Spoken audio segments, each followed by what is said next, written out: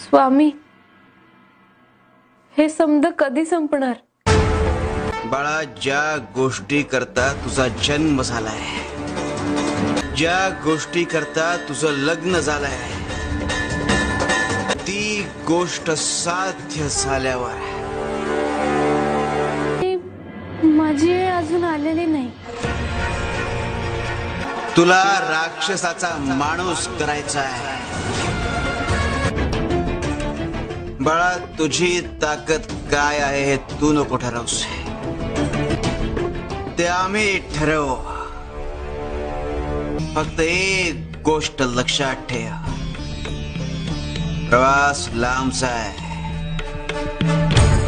खडतर आहे, खूप सोसावं लागणार आहे, पण हार मानायची नाही. सुधारण्याच्या या प्रवासात